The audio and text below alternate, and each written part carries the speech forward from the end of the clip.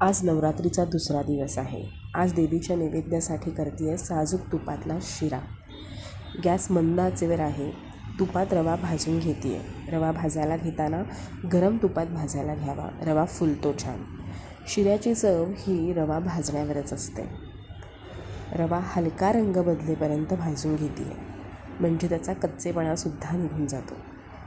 अजिबात घाई करायची नाही. मंद आचेवर रवा तुपात छान परतून घ्यायचा.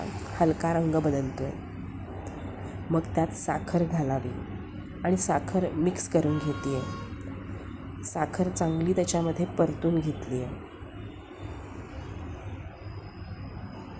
मग त्यात गरम दूध घालायचं.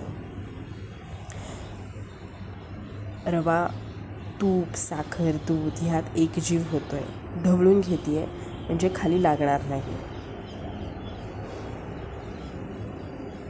आता ह्यात गरम पाणी घालून ढवळून घेतले. रवा छान फुलतो आहे. आता ह्यात वेलची, जायफळ पूड, केशर घालून छान परतून घ्यायचं.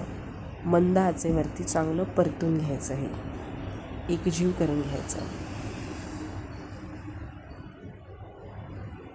आणि मग एक वाफ काढून घ्यायची.